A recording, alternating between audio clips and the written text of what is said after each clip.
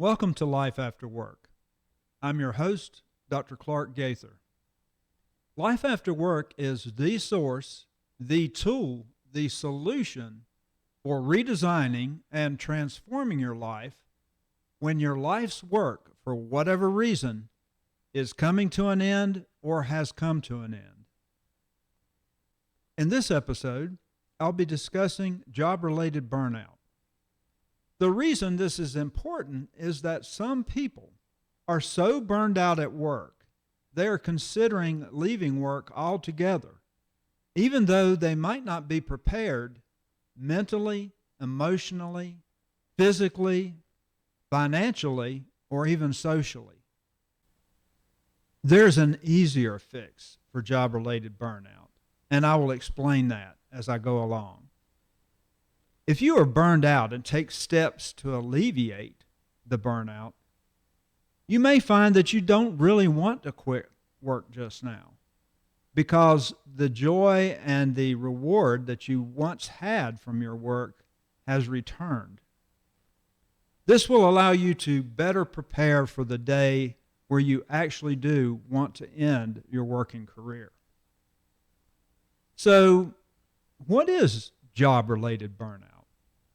Well, Dr. Christina Maslach, an American social psychologist and professor emerita of psychology at the University of California, Berkeley, described job-related burnout back in the early 1980s. She did a lot of work in this arena, and she actually published the Maslach Burnout Inventory, which is still the industry gold standard for measuring the degree of burnout in an individual. She also developed the Maslach Areas of Work-Life Survey, which identifies the negative pressure on the underlying causes of job-related burnout. So she described the hallmarks or the symptoms of burnout. Now, I may use those two words interchangeably. Job-related burnout is not actually a medical diagnosis. It is classified as an occupational problem, although that may change in the future. But for that reason, we tend to say hallmarks instead of symptoms, since it's not a medical diagnosis. But for all intents and purposes, those two terms are interchangeable. So if I say symptoms, I'm really talking about hallmarks. If I say hallmarks, I'm really talking about the symptoms of burnout.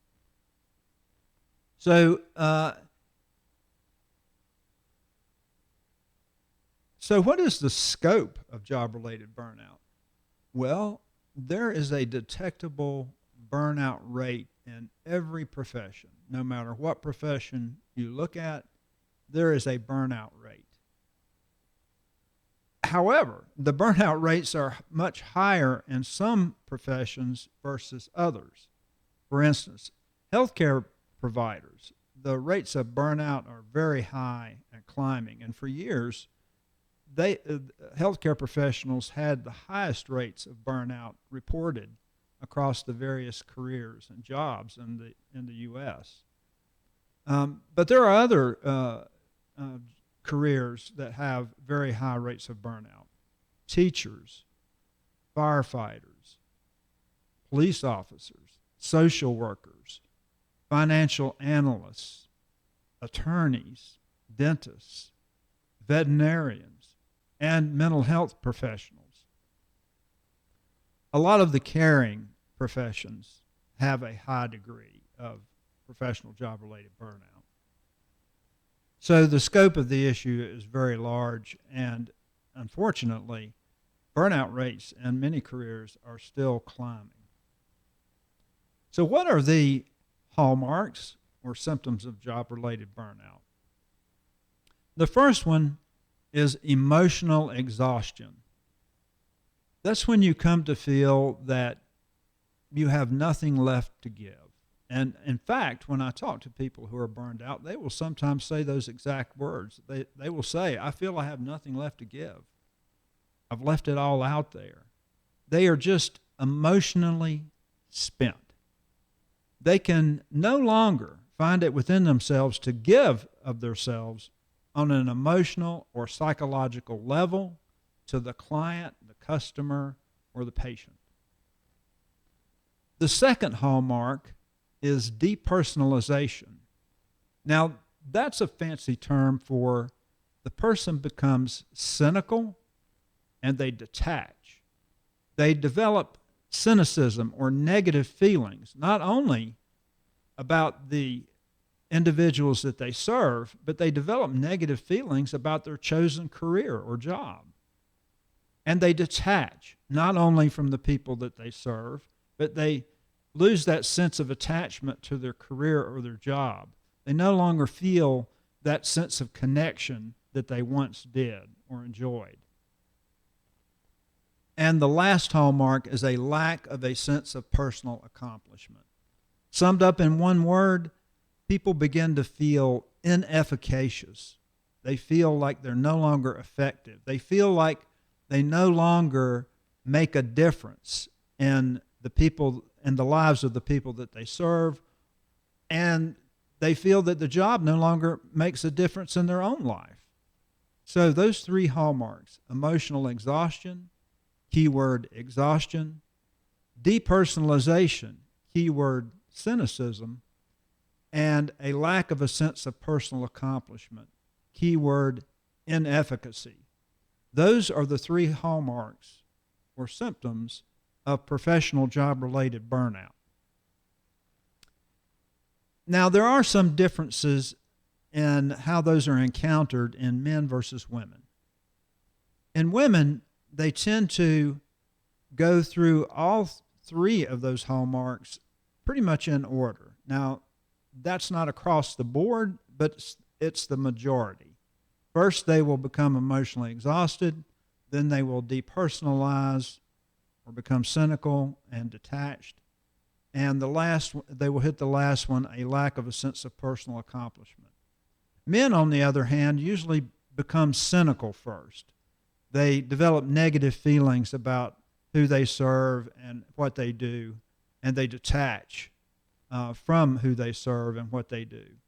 Then they will go back up and hit number one and become emotionally exhausted. But the majority of men almost never hit number three, which is a lack of a sense of personal accomplishment. Men find it difficult to come to a point where they feel that they no longer make a difference in those that they serve. They find it difficult to take on the notion that what they do makes no difference whatsoever. So what that means in real terms is by the time men hit number one or two, they're 50% burned out. So those are some of the differences between men and women when it comes to job-related burnout.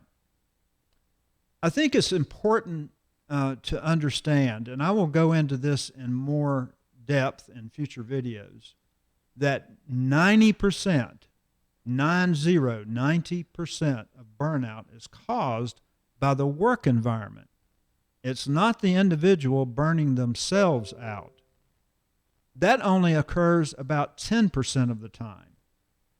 90% of the time, it's the structure of the work environment, which has become toxic in many ways to those that are working in that environment. So, how do you alleviate, mitigate, or eliminate the symptoms of burnout? Well, when it comes to individual burnout, there are several main causes. Number one is workaholism. People just work so many hours that after a while it begins to shape their attitude towards work in a negative way. They just work all the time. More than 60 hours a week, sometimes up to 70 or even 80 hours a week. Now, they may do this out of necessity, or they may do it just because they're chasing the dollar and they want to, buy some nice things, and so they just work. Or they may actually and genuinely love what they do and find it difficult to separate from work. The problem is, over time, that can really begin to wear down an individual's hardiness and resilience to the point where they start not enjoying what they do or the number of hours that they're working. But by that time, they may be locked in due to debt or agreements that they've made with the employer or for other reasons.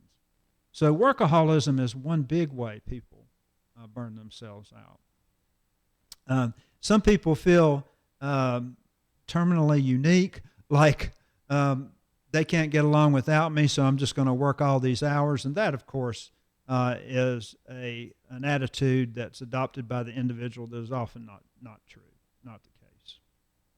So that's one way people burn themselves out. Another way is developing an addiction. Nothing will burn out a person faster than developing an addiction to a substance, an illicit substance or alcohol.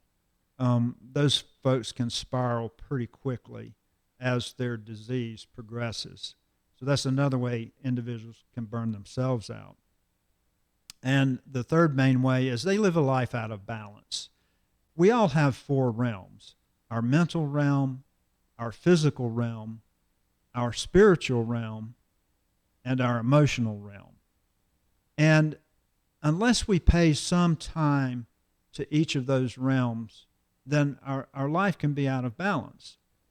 Most people, especially in the technical fields, nourish their mental realm fairly frequently because they have to keep up with available information.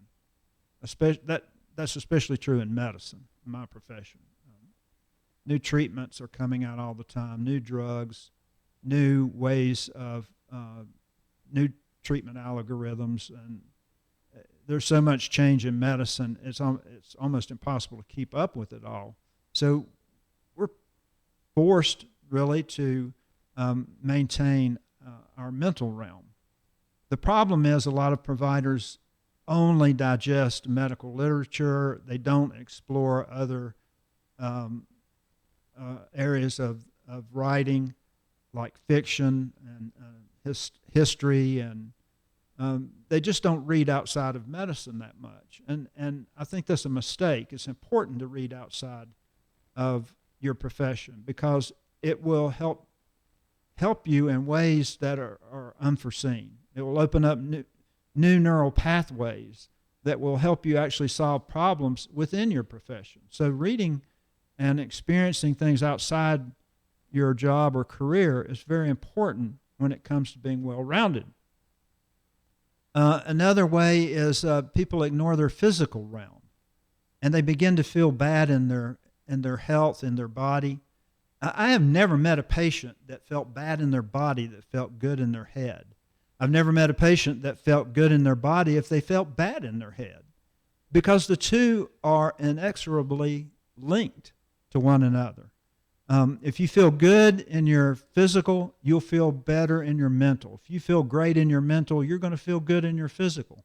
That's just the truth. So regular exercise helps you mentally. Regular exercise helps you solve problems. I can start a run with a problem and end with a solution a lot of times, because when I'm out exercising, I'm oxygenating my brain. I'm opening up, again, new neural pathways that can give me insight where there was none before into a problem or issue that I might be facing. So I encourage people, if you're wrestling with a problem, go for a walk in the woods. Go for a nice long walk or a hike or even a run, and you'll be surprised at how much easier it is to solve the problem in front of you. When it comes to spiritual realm, a lot of people automatically think religion. Certainly, your spiritual realm can encompass religion, but it does not have to. For instance, do you have a manifesto on life and living? Do you have a set of core values by which you live and make decisions? Do you have a moral compass which you follow? Those are spiritual pursuits. Some people meditate. That's a spiritual pursuit. Some people, while they meditate, are trying to increase their self-awareness.